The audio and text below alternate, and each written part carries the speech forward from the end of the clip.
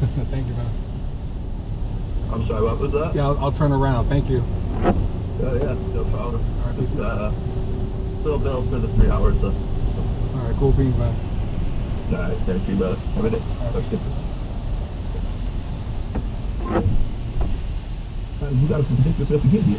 Hey, did you see Shakur last fight with Yeah, he made the guy was swinging the. Hey, but he stood right there in the pocket with him, traded with him. You want to trade with Tank? You want to trade with Tank? You can keep your hands in your chin down and you be skillful, but you can't just be out there just chin up and you're not paying attention. But Shakur is tougher than what y'all give him credit for. He's very tough, and when I say tough, I don't mean dumb. He's very tough, and he's mean. He got dimples and stuff, but Shakur smile at you, you feel like, oh yeah, okay. No, Shakur is like that. Floyd, you gonna fight Mike Tyson? Yeah, I see that. That's even more weight disparity. I don't know what's going on. Because Mike has got to be 230. I don't know how this stuff be happening. You know what I mean? But if it make dollars, it makes sense. Yeah, so what you asking me? You like it? I'm like, damn, there ain't no women out there that I can fight and get me quick 10, 15 minutes. I mean, listen, I'm going to get to the money, but I don't think everyone has. I'm talking easy money. Hey, it's been easy this far. But I'm trying to figure out, like, women don't do that. Right. You know what I'm saying? Even if you offer them a lot of money, like they're like, I'm not like people have to realize that some women have never ever been into a fight. Yeah. Like you may see these girls fighting on TV or on these shows, but it's women who watch them and be like, I would die before I let somebody. like you got girls who will run try to fight them. Like they'll run to their car and lock the door. Yeah. So fighting is not something that psychologically everybody can do. You're right. And everybody can't deal with an ass whooping either. No. So that's what I'm saying. Like it's different for women. Like a man can deal with an ass whooping better than a woman. They bring that piece with them. Okay, well. Ain't nobody taking no ass cut no more. Yeah. Whoever's in that guy because of the internet. Yeah. The internet makes it forever. See, it used to be a time you could take an ass cut. Yeah. Tell me about it. But now you gotta show it, and I'm gonna be a me. Yeah. You got somebody got the arm all still and it's shaking hard. Yeah. No, that's what I'm saying. For me, up in boxing or whatever, exhibition fight not gonna happen. And you know what? Now that we're talking about Mike Tyson versus Floyd, we talk about how Jake Paul fought against like age disparity, like the age difference. I believe Jake Paul is younger than me. Yeah. I'm 31, he's 27. 27. Yeah, somewhere in there. So Mike Tyson's over 50, but he's almost 60. I think he's over 60. Yeah. Yeah. So with that age gap, when I hear them talk about me versus Layla, I think than they was. You know, but and then especially not for me. But maybe some other women can do it, but you know, who's not as studying me. But I don't think it'll happen, but I'm still gonna make a lot of money, regardless of that. You read the Bud fight, so you got an opportunity to see Bud play. What do you think? He was great. He was all the way in or he was all the way out. He wasn't in between. He was Bud. But see, Bud has a different mindset. Bud means for real. Bud fight. See, Bud grew up in Omaha, and people look at Omaha. No, but Bud was fighting for real. And when I sat down with him in February, and he was talking about it, you know, you get a sense. You know, you're sitting across from somebody, and I'm like, man, he's like, Shannon, he's not that big. He's wild, but he's not that big. Yeah. He's not overpowered. He ain't like you. Yeah, boxing size people up so when you see him. He absolutely did. Yeah, I do the same thing. I'm like, okay. Yeah. You guess your weight and everything. Yeah. Boxers are good at that. Yeah. And so when he went out there and he's like, hey, people asking me, can I take a punch? Can he take a punch? And has he ever been in the ring with someone as skilled as I am that can put punches together? Hey, I'm here, and now I'm gone. Yeah. And he was in there with Floyd, but Floyd was older than Bud was. They might have been the same age. I think Floyd was a little older than what Bud is now. But Bud made it look just like Floyd. He made it look easy. I'm not saying it was easy, but the way Canelo 168, nobody's ever unified that division. He got that unified. He got it on lock. And what Bud was able to do, as you say, going up 3 weight classes, I think he proved he's the best in his generation, and it ain't close. Yeah, well, for me, the last couple of years, Bud has always been my pound for number one. Yeah. For the last couple of years. Yeah. You know, it's always been like they say, Usyk and Loma and Canelo, whatever. I've always said that it was Bud since a couple years ago. Yeah. Like when he beat Earl Spence, and Earl Spence is a dear brother, and I love Earl Spence. I went to Olympics with him. Yeah. When I seen what he did to Earl, I was like, whoa. I saw it too. I couldn't believe it. Yeah. That wasn't close. No, but that's the thing. That's when I was like, oh shoot. So now when I watch Blood Film, I watch a lot of different stuff. He's really a mental technician. He learns. I don't even want to tell a secret because I know it. Yeah. I think the same thing with me though. The same thing. I go in there and I see this and see that, and you let folks get comfortable, but then you just had your way with them. I don't know if Canelo was just feeling this type of way because he had lost, but he said Bud, the way Bud did him was worse than what Floyd did, and he believed Bud is a better fighter than Floyd. I like when Terrence got asked this, he said Floyd was the best of his generation. I'm the best of the generation. I love that he said that because they both are great fighters. You can't take nothing away from either one of them. Very different. And Canelo got his ass about both of them. He did. Now, if you asking me who did it worse, I think that Terrence put more power on him than what Floyd did. But Floyd boxed the hell out of him. He boxed the hell out of him. He couldn't catch him. He couldn't land, and it was a blowout. Yeah. But it was more of a fight with Terrence Crawford. He tried to stand, tried to punch Crawford, hit him with some good shots, but Crawford was just. That's what I was impressed with. And I think when he hit Bud, and Bud like, I'd have been hit harder. Yeah. It was like a light went off in Bud's head. Bud's like, no, I ain't going nowhere. Yeah, he stayed right there. I'm not going anywhere. And then that was later around when he was right there in the pocket. And he was like, he was trading with me. I was like, Bud, we got this. Just, hey, you ain't got to do this. Everybody said that to me in fights. Oh, we got this. No, we don't.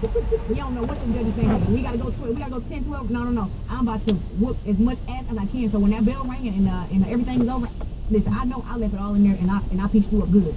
That's what you want. That wasn't a 115, 112. I thought Bud won 8 rounds before. Yes, I said to say.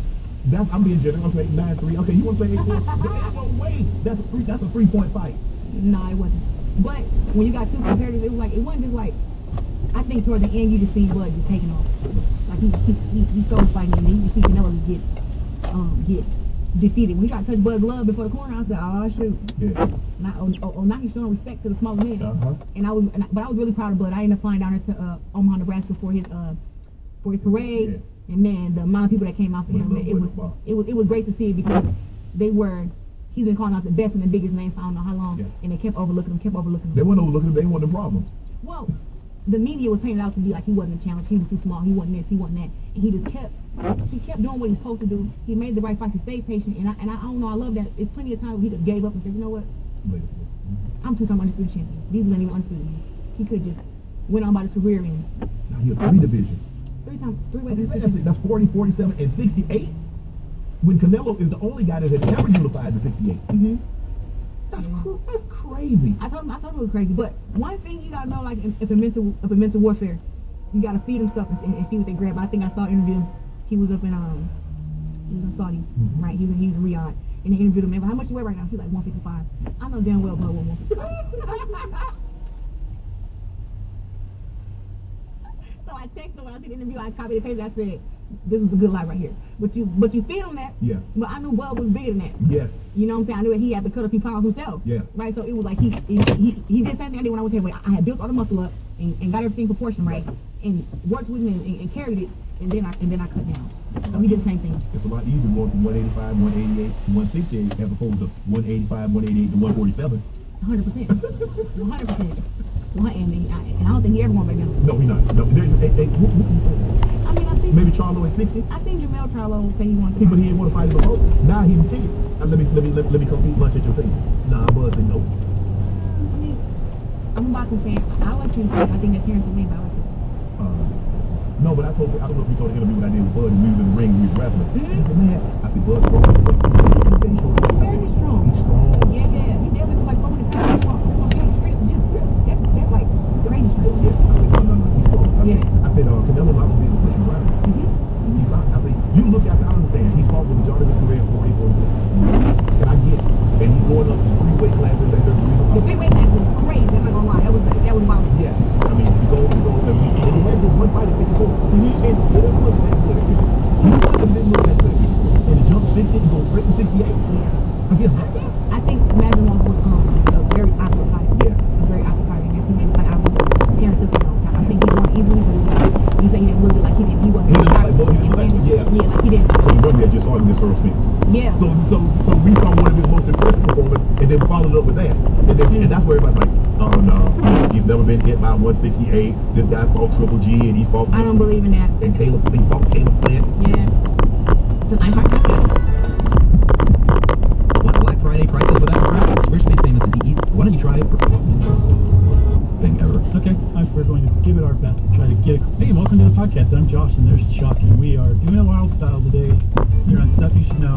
One of those episodes where it's like this topic is cooler than we are, but we're going to give it our best to try to get across how neat it really is. No, man, I'm not going to say when, maybe you can guess, but there's one portion of this that it'll be the most like middle-aged white dude thing ever. Okay, I'm looking forward to it because I can't guess. Okay, so you'll probably know when I go into my voice. Okay, is it that old witch voice that you like to do? No, you'll know the voice. All right. Is it an Italian thing? No, not Italian. All right, I'll figure it out then. We're talking graffiti, obviously, Chuck. I don't know if there's anything. Yeah, I mean, we covered some of this in our hip-hop episode, for sure, but this is one of the pillars of hip-hop culture, as you'll see, but graffiti needed its own thing, and graffiti in the United States, we basically think of as sort of the late 60s East Coast thing, and this isn't one of those things that you see Olivia put in, like, cave drawings, but I'm not even going to talk about that. That sounds like Olivia.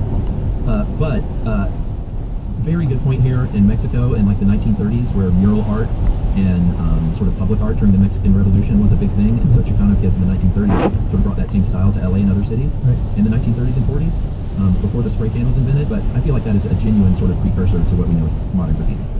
Yeah, because they were writing on walls. Sometimes they were using paint brushes. Markers didn't exist, spray cans didn't exist yet, but they were using what they had, a lot of times just to tag their neighborhood as like this turf belongs to this gang. But they added flourishes that kind of gave rise to some of the details and touches that are still around in graffiti today. So it is definitely a valid river that flowed into this larger river that flows into the ocean of graffiti that's on planet Earth, which would be the hip-hop culture. I mentioned the spray can. That's obviously a vital part of graffiti. That was invented in 1949 by a paint owner in Illinois, a paint company owner named Ed Seymour and his wife. And I tried to find her name. What's her name? Bonnie. Oh, I can't find it. You found Bonnie? I had to look really hard, yes, but I found it. Bonnie. Didn't you love that name? Yeah, I do love that name, Bonnie. But they said they were trying to coat radiators with an aluminum coating, so they invented the spray can. And right away, like, you know, people that were protesting or maybe artists on the down low, because you can hide a can pretty easily. You can work with it very quickly. It works on a lot of different kinds of surfaces. So all of a sudden, spray cans, you know, really paved the way. Yeah, Potsy from Happy Days famously was an artist using spray cans. Oh, really? I don't remember that. Oh, I could have seen that being a Happy Days episode. Yeah, but it would have been Potsy. Yeah, exactly. Maybe Ralph Malph might have gotten talked into trying it and then just freaked out. But probably would have been Richie. Yeah, I guess so. Man, that was such a good show. Like a real lesson learner episode. Yeah. Yeah, and the Fonz, who you'd think would be like a spray paint graffiti artist like Vandal, is the one who talks to Richie's like, that's not cool. Hey. So there's a lot of advantages to using spray paint. That's why graffiti really kind of started. This is like where its roots really took root. Markers are another thing that people